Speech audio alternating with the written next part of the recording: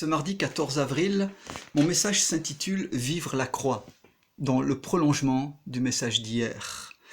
Dès les premiers versets de la Bible dans la Genèse, nous lisons le récit de la création de Dieu. Et vous avez certainement remarqué qu'à plusieurs reprises, nous lisons cette expression « il y eut un soir et il y eut un matin ». Ce fut le premier jour, le deuxième jour, etc. C'est ce qu'on appelle en théologie le principe de la croix éternelle. La nuit qui représente la mort précède le jour qui représente la résurrection. L'épreuve, le combat précède la victoire. La mort est nécessaire pour qu'il y ait une résurrection. Jésus est passé par le même chemin.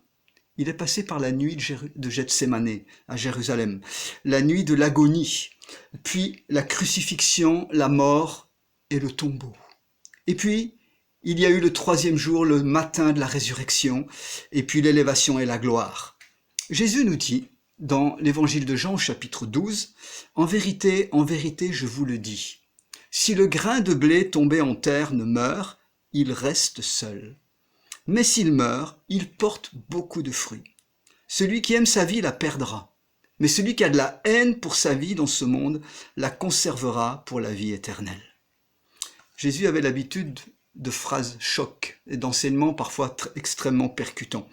Et il nous montre ici un principe constant lorsque nous appartenons à Christ, lorsque nous lui avons donné notre vie, que nous allons connaître dans notre vie intérieure. Un principe de mort et de résurrection permanent, renouvelé.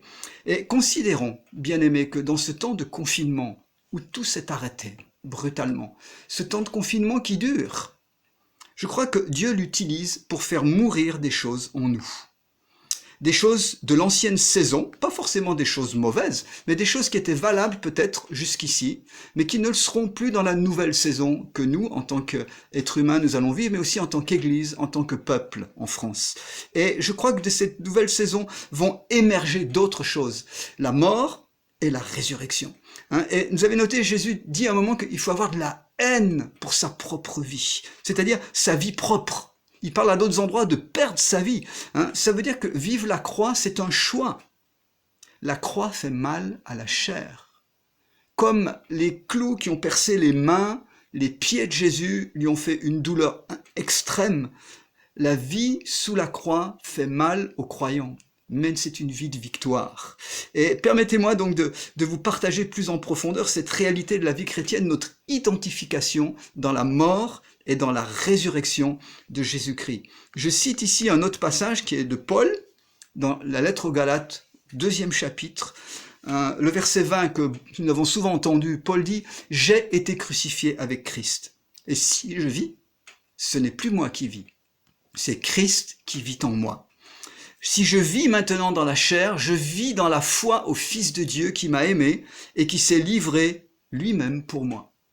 Vous avez remarqué, Paul parle bien de deux principes de vie ici qui s'opposent à l'intérieur de nous. Il parle de moi, la vieille nature, ce qu'on peut appeler la vie propre. Et il dit « j'ai été crucifié ». Vous avez remarqué, c'est un passé. J'ai été crucifié. Paul ne parle pas de faire des efforts pour se crucifier, pour se faire mourir. Il parle bien au passé. J'ai été crucifié avec Christ, afin que je ne sois plus esclave du péché. Et puis il parle d'un deuxième principe, c'est la vie de Christ en moi. Et Paul dit, dans ce cadre-là, il dit, la vieille nature a été crucifiée, et maintenant si je vis, c'est Christ qui vit en moi. Je vis par la foi au Fils de Dieu qui vit en moi.